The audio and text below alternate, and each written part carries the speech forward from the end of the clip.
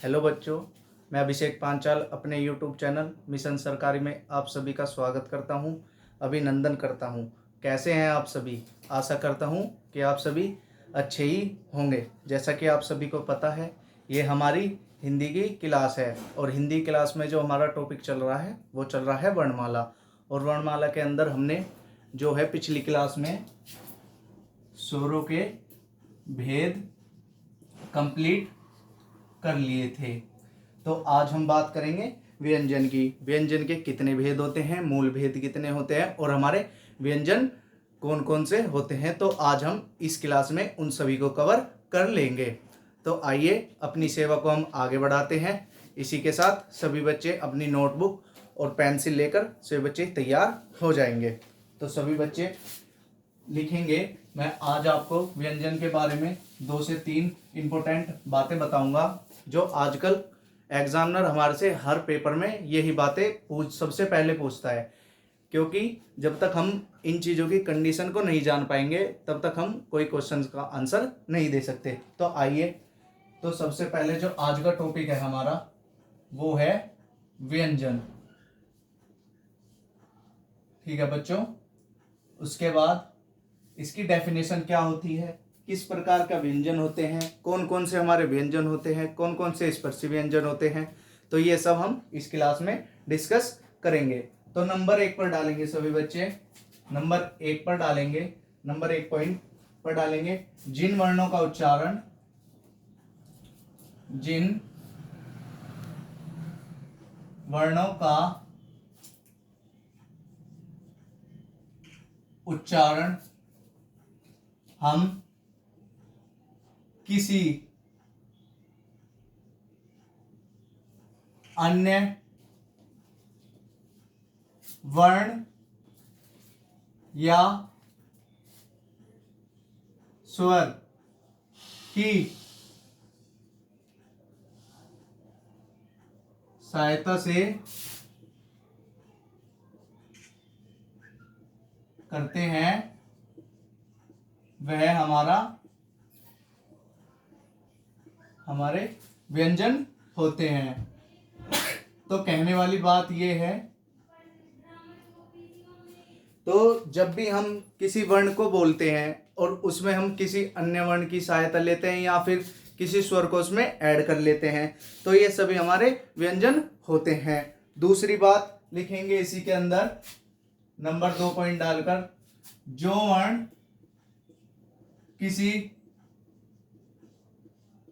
दूसरे स्वर पर आश्रित या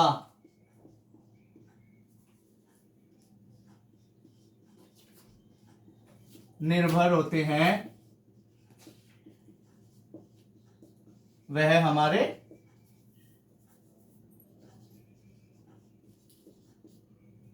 व्यंजन कहलाते हैं।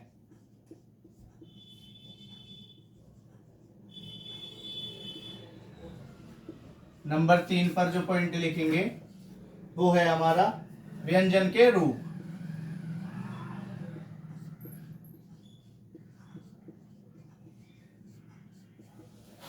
तो इसमें हमने देखा, इसमें हमने ओनली 2 ही कंडीशन लिखवाई है मैंने आपको, जो आप देख पा रहे हैं। सबसे पहले कंडीशन क्या है कि जिन वर्णों का उच्चारण हम किसी अन्य वर्ण या किसी अन्य स्वर की सहायता से करते हैं वो हमारे व्यंजन कहलाते हैं, या फिर जो किसी दूसरे स्वर पर आश्रित या निर्भर होते हैं वो भी हमारे व्यंजन कहलाते हैं। तो बात कहने वाली ये है कि यदि जब हम कोई वर्ण बोलते हैं या लिखते हैं तो उसमें हम किसी अन्य स्वर या किसी अन्य वर्ण की सहायता लेते हैं तो वही हमारे व्यंजन कहलाते हैं। अब आती है व्यंजन के रूप। इसके व्यंजन के रूप जो होते हैं वो होते हैं हमारे 2।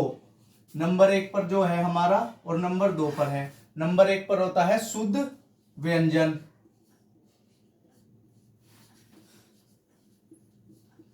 या फिर स्वर रहित व्यंजन। ये होता है हमारा नंबर 1 रूप इसका। और नंबर 2 रूप होता है स्वर सहित व्यंजन।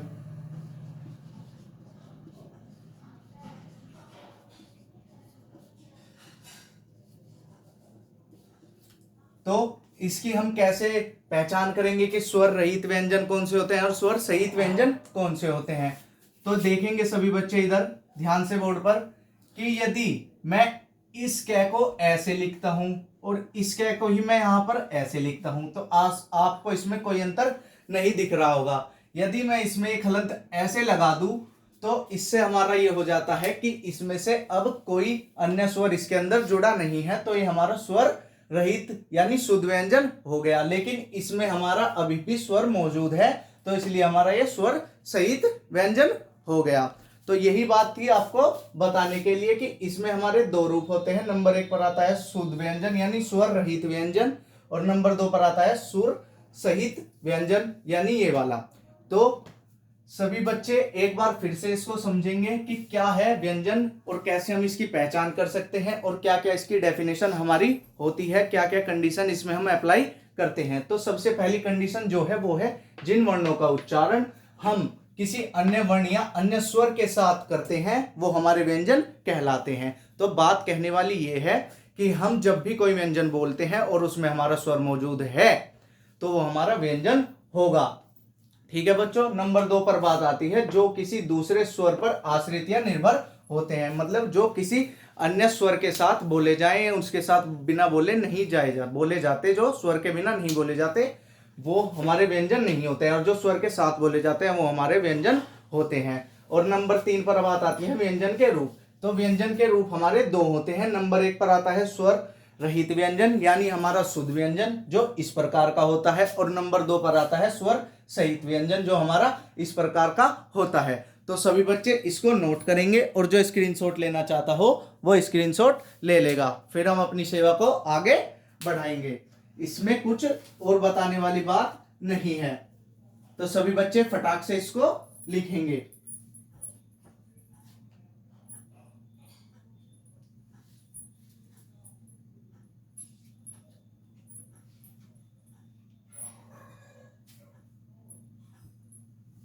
तो सभी बच्चों ने लिख लिया होगा। तो आइए अब हम अपने चौथे पॉइंट की तरफ बढ़ते हैं कि चौथा पॉइंट क्या है, क्या उसके अंदर कंडीशंस है और कैसे हमें वो पहचानना है और कैसे हमें उसके जो अगर क्वेश्चंस आते हैं पेपर में वो कैसे हमें करने हैं।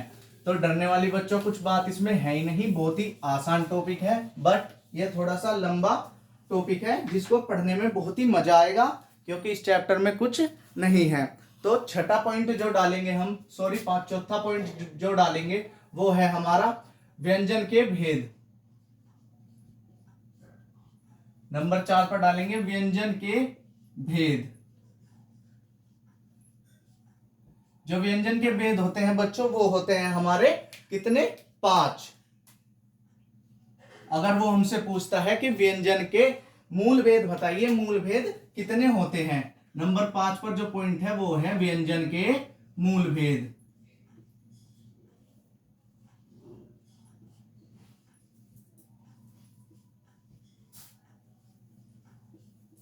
वो होते हैं बच्चों हमारे 3। तो इसमें बताने वाली बात ये है, अगर एग्जामिनर हमें क्वेश्चंस में ये देता है कि व्यंजन के कुल भेद बताइए और ऑप्शन में हमारे पास 5 भी है और 3 भी है और 2 भी है और 1 भी है, तो हम आंसर 3 की बजाय 5 लगा कर आएंगे। यदि वो हमसे पूछता है कि व्यंजन के मूल भेद बताइए कितने होते हैं और ऑप्शन में हमारे पास 5 भी है, 2 भी है और 3 भी है, तो हम आंसर 3 लगा के आएंगे, क्योंकि जो ये 5 भेद हैं और ये 3 भेद है यानी मूल भेद तो हमारे पास इसके 3 ही थे, लेकिन हम प्रयोग 5 का करते हैं। इसका भी एक रीजन है, जो ये 2 एक्स्ट्रा भेद निकले हैं ये भी इन 3 के अंदर से ही निकले हैं। तो जो हमारा अब छठा पॉइंट है वो बहुत ही इंपॉर्टेंट है, उसको सभी बच्चे ध्यान से लिखेंगे। वो क्या है, संयुक्त व्यंजन की संख्या कितनी होती है।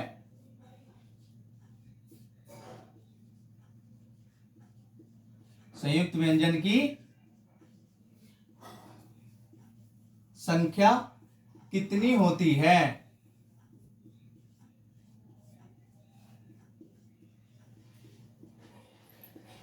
और हम कितने संयुक्त व्यंजन का प्रयोग करते हैं। तो बच्चों ये दोनों बात देखने में एक जैसी है, लेकिन इनकी जो कंडीशंस है, जो इनके आंसर्स है, वो दोनों ही अलग अलग है। क्योंकि जब भी वो हमसे संयुक्त व्यंजन की संख्या पूछता है तो वो होती है हमारी 4, बट लेकिन हम प्रयोग करते हैं हिंदी वर्णमाला में 5 का। बस यही बात आपको बतानी थी, जो बहुत ही इंपॉर्टेंट थी, क्योंकि कुछ बच्चे इसका आंसर 5 लगा आते हैं या फिर 4 ही लगा आते हैं, जो कि गलत होता है। जब भी वो हमसे पूछे कि संयुक्त व्यंजन की संख्या कितनी होती है तो हम बताएंगे 4, और जब वो ये पूछता है कि हम प्रयोग कितने का करते हैं तो हम आंसर देंगे 5। तो बच्चों इसमें से हमारे 4 क्वेश्चन बने हैं। नंबर 1 पर वो बोलता है व्यंजन के भेद बताइए। तो आप सभी को पता है व्यंजन के 5 भेद होते हैं। फिर वो बोलता है कि हमसे व्यंजन के मूल भेद बताइए, वो भी आपको पता है, वो भी होते हैं हमारे 3। नेक्स्ट नीचे आता है वो थोड़ा सा, वो बोलता है व्यंजन की व्यंजन संयुक्त व्यंजन की संख्या कितनी होती है। तो सभी बच्चे बताएंगे कि उसकी संख्या होती है 4, लेकिन हम प्रयोग 5 का करते हैं। ऑप्शन में हमारे पास 4 भी होगा और 5 भी होगा, लेकिन वो हमसे पूछेगा कि संयुक्त व्यंजन की संख्या कितनी होती है। तो आधे बच्चे तो लगा पाएंगे 5, जो कि हमारा है गलत। आंसर है हमारा 4। बस यही बात बताने वाली है। यदि वो हमसे पूछता है कि हम कितने का प्रयोग करते हैं, कितने संयुक्त व्यंजन का प्रयोग करते हैं, तो हम बताएंगे उसमें 5 का हम प्रयोग करते हैं। नंबर जो 6-7 पर क्वेश्चन आता है वो होता है हमारा, नंबर 7 पर जो कंडीशन आती है वो है हमारी ऊष्म व्यंजन, ऊष्म व्यंजन या संघर्षी व्यंजन हमारे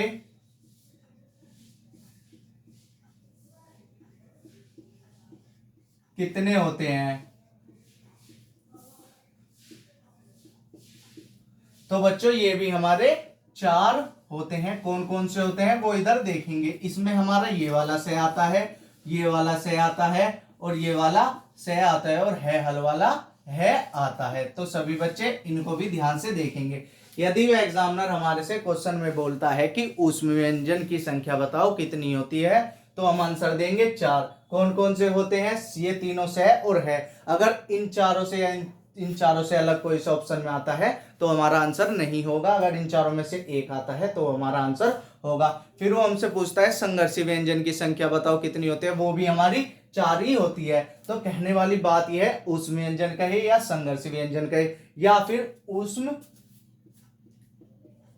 व्यंजन कहे, बात एक ही है। अगर तीनों में से एक भी कंडीशन देता है तो उसका आंसर 4 होगा। अगर इन 3 से अलग होगा वो हमारा आंसर नहीं होगा। इन तीनों में से, इन चारों में से ही हमारा आंसर होगा। यदि एग्जामिनर हमारे से बोलता है ऊष्म व्यंजन की संख्या तो हम देंगे 4, संघर्षी की बोलता है जब भी 4, और अगर ऊष्म व्यंजन की बोलता है जब भी 4। ऑप्शंस में अगर इन चारों में से होगा तो वो लगाएंगे, अगर नहीं होगा तो हम नहीं लगाएंगे। तो सभी बच्चे जो इसको उतार लेंगे, जो स्क्रीनशॉट लेना चाहता है वो इसका स्क्रीनशॉट ले लेगा, फिर हम आगे बढ़ेंगे, क्योंकि इसमें कुछ बताने वाली बात नहीं है। तो सभी बच्चे फटाफट इसको उतार लेंगे अपनी कॉपी में, और जो स्क्रीनशॉट लेना चाहता हो वो स्क्रीनशॉट ले लेगा।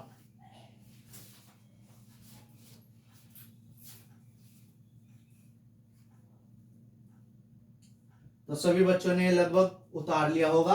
अब आते हैं हम नेक्स्ट पॉइंट की तरफ, जो कि 8 नंबर पर है। वो हमारा क्या है, वो भी बहुत ही आसान है, आप उसको भी ध्यान से समझेंगे।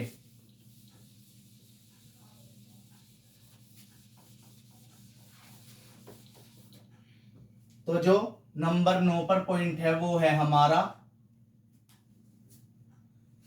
कि हमारे स्पर्शी व्यंजन कितने होते हैं और कौन कौन से होते हैं, वो भी अब हम इस नेक्स्ट टॉपिक पर पढ़ेंगे। तो नंबर 1 पर आता है हमारा, नंबर 9 पर आता है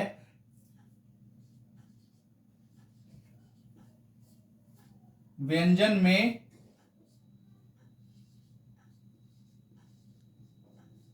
स्पर्शी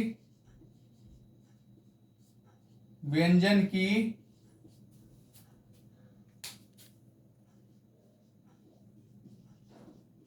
संख्या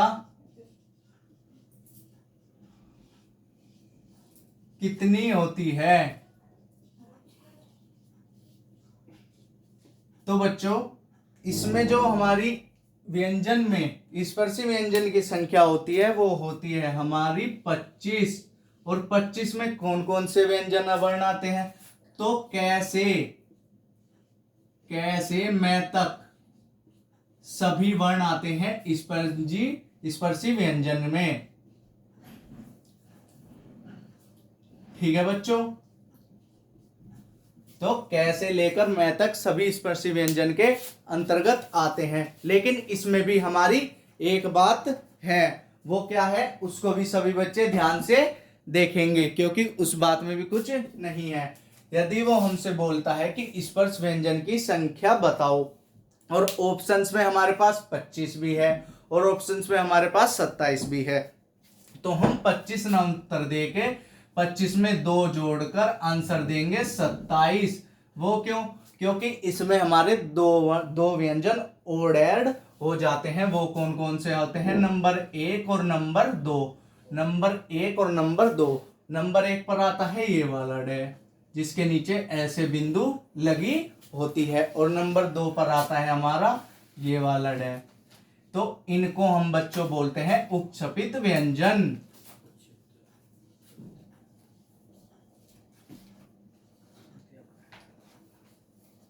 ठीक है बच्चों, तो यानी बात यह है, जब भी वो हमसे पूछता है कि व्यंजन में हमारी स्पर्श व्यंजन की संख्या कितनी होती है, ऑप्शंस में हमारे पास 25 भी है और 27 भी है, तो हम उसका आंसर 25 न देकर 27 देंगे, क्योंकि हमें पता है कि इसमें 2 व्यंजन और ऐड हो जाते हैं। वो कौन से हैं, ये दोनों हैं जो कि आते हैं हमारे, जैसे हो गया लड़का, लड़का में आ गया। ठीक है बच्चों, फिर आ गया ये हमारा मेंढक।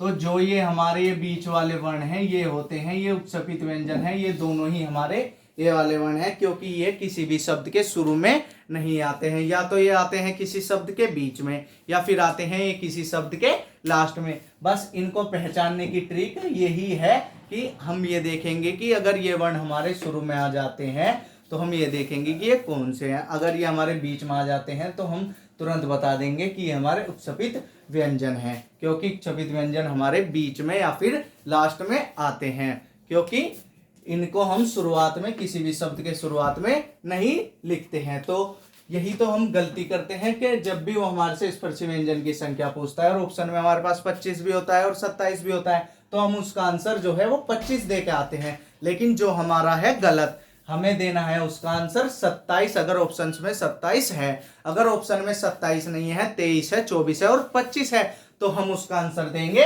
25। अगर ऑप्शन में 25 के साथ 27 भी है तो हम उसका आंसर देंगे 27। तो बस बच्चों बताने वाली बात इसमें यही थी। अब नेक्स्ट पॉइंट आता है नंबर 10। नंबर 10 पे कौन सा पॉइंट है, वो है हमारा अगला पॉइंट। उसमें क्या है कि हमारे व्यंजनों में वर्गों की संख्या, यानी वर्गों की संख्या कितनी होती है। हमारे पास व्यंजन में वर्गों की संख्या कितनी होती है, अगला क्वेश्चन है। तो इसमें सभी बच्चे बताएंगे कि हमारे पास वर्गों की संख्या जो है वो होती है 5। वो भी मैं आपको बताऊंगा कि वो कैसे कैसे हमारे वर्ग बनते हैं, कि कौन से वर्ग में 5 है, कौन से में कितनी है और कौन से में कितनी है। वो मैं आपको पूरी यहाँ पर एक तरीके से सारणी बनाकर उसको बहुत ही अच्छे ढंग से आपको समझाऊंगा। ठीक है बच्चों, तो आशा करता हूं कि ये अभी तक जो मैंने आपको पढ़ाया है ये आप सभी को समझ में आ रहा होगा, क्योंकि इसमें कुछ अलग बात नहीं थी, सारी बेसिक की बात थी जो आपने पहले से पढ़ रखी है। क्योंकि हिंदी एक ऐसा सब्जेक्ट है जिसमें आप बहुत ही अच्छा स्कोर कर उत्तर प्रदेश पुलिस में सिलेक्शन पा सकते हो। तो ठीक है बच्चों, तो आपने यहां तक सभी बच्चे इसको लिख लेंगे फटाक से। जिसको स्क्रीनशॉट लेना है वो स्क्रीनशॉट ले लेगा। फिर उसके बाद हम अगले टॉपिक यानी अगले पॉइंट की तरफ बढ़ेंगे। तो फटाक से सभी बच्चे इसका स्क्रीनशॉट ले लेंगे।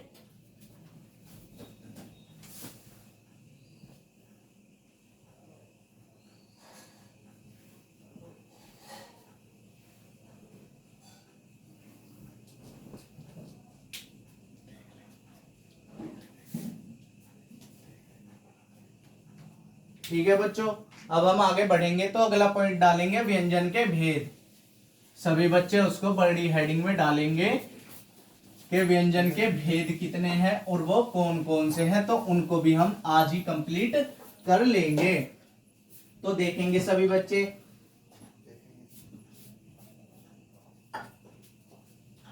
व्यंजन के कौन कौन से भेद होते हैं और कितने भेद होते हैं। नंबर जो 11 पॉइंट है वो है हमारा व्यंजन के भेद।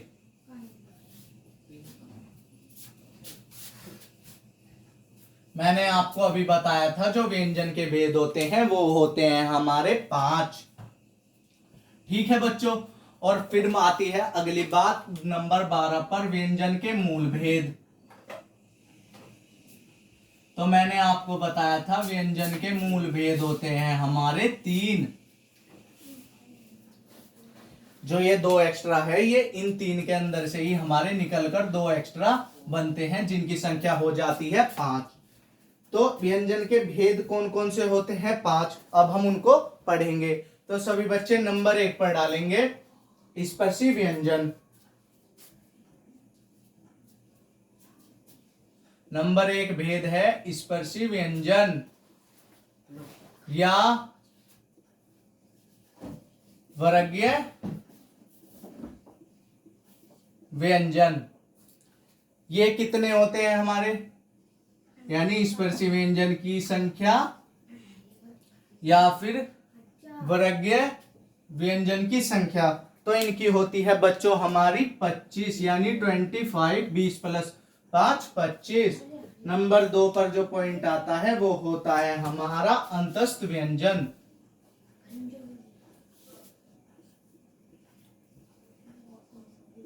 अंतस्थ व्यंजन ये कौन कौन से होते हैं हमारा, और इनकी संख्या कितनी होती है। तो बच्चों इनकी संख्या होती है हमारी 4। अंतस्थ व्यंजन की संख्या होती है 4। और ये कौन कौन से 4 होते हैं, तो ये बस एक तो होता है ये, एक होता है रे, एक होता है ले, और एक होता है वे। तो जो ये हमारे 4 हैं ये हमारे अंतस्थ व्यंजन हैं, जो बहुत ही सिंपल है, बोलने में भी एक तरीके यानी एक जैसे ही लगते हैं, ये रे और ले वे। इनको याद करने का तरीका बस यही है कि ये और रे और ले और वे, जो कि हमारे 4 है क्या, अंतस्थ व्यंजन। नंबर 3 पर जो पॉइंट आता है यानी तीसरा भेद आता है वो आता है हमारा ऊष्म या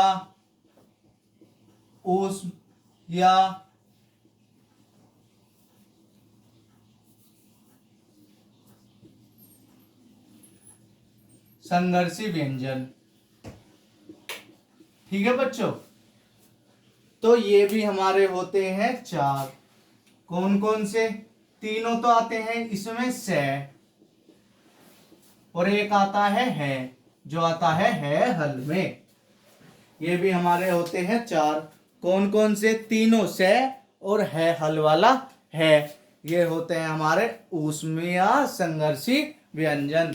यदि वो हमसे बोले संघर्षी व्यंजन की संख्या बताओ तो भी 4, अगर वो बोले ऊष्म व्यंजन की संख्या बताओ तो भी 4, अगर बोले ऊष्म व्यंजन की संख्या बताओ तो भी 4, अगर वो बोले अंतस्थ व्यंजन की संख्या बताओ तो भी 4। कौन कौन से, ये रे ले वे। अगर वो बोले स्पर्शी व्यंजन या वर्गीय व्यंजन की संख्या बताओ तो होती है 25।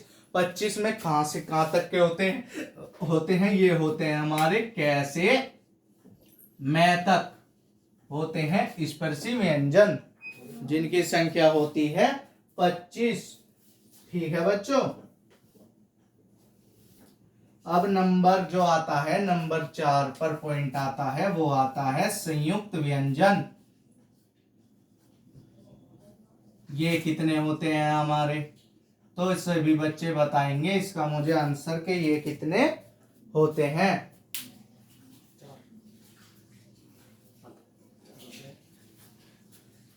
तो ये भी हमारे 4 ही होते हैं।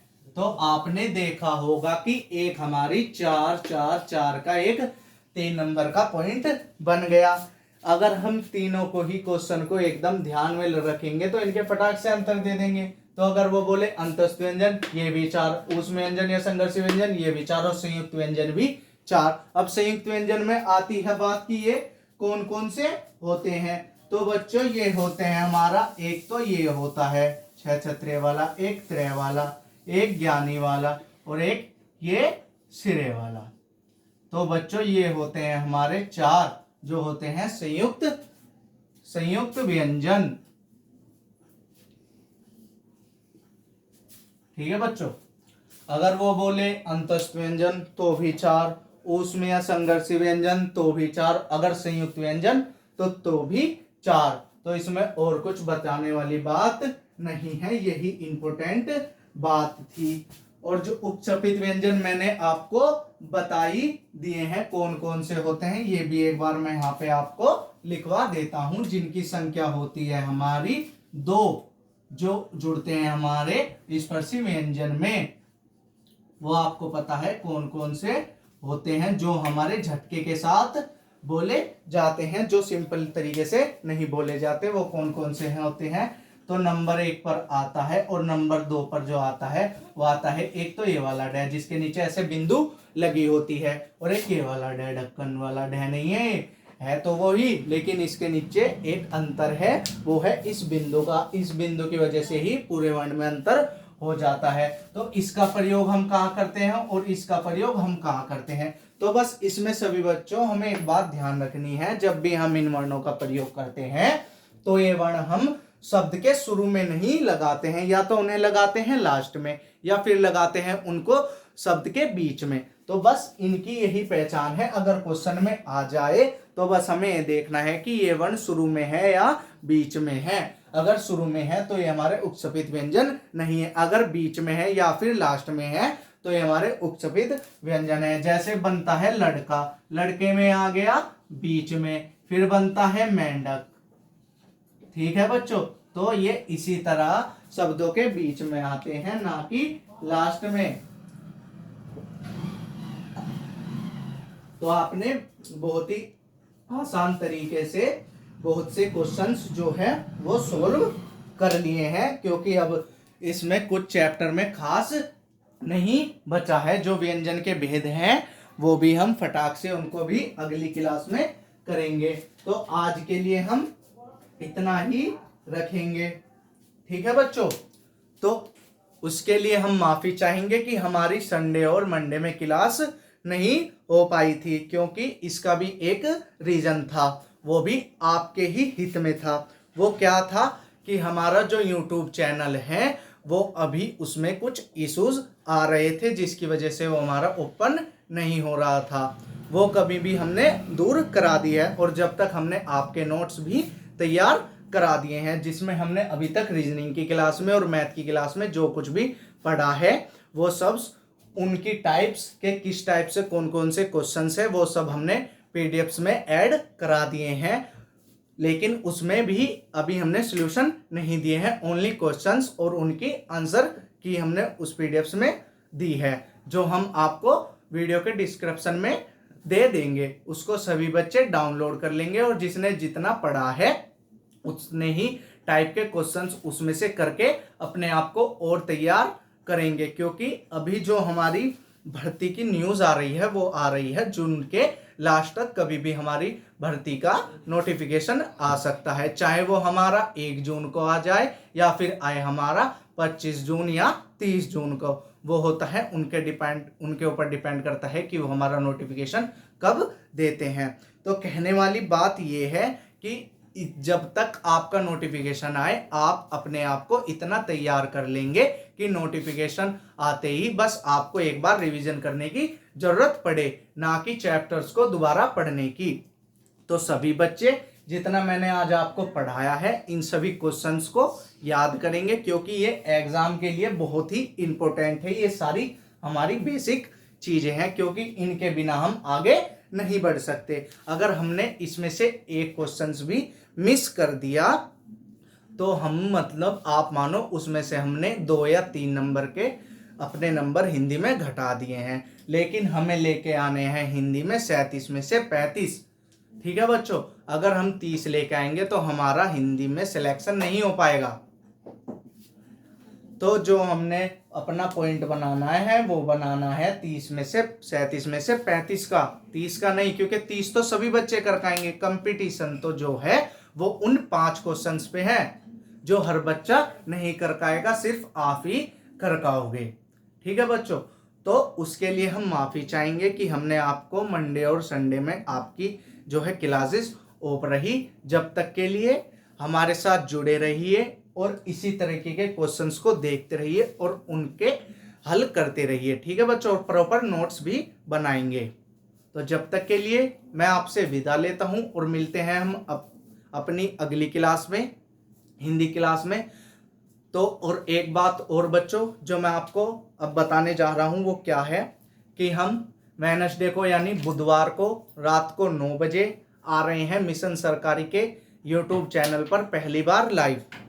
ठीक है बच्चों, यानी जो हमारी मिशन सरकारी की टीम है वो आएगी यूट्यूब पर रात को 9 बजे वेडनेसडे को लाइव, और उसमें हम आपको कुछ इंपॉर्टेंट बातें बताएंगे जो कि आपके लिए बहुत ही जरूरी है उनको जानना।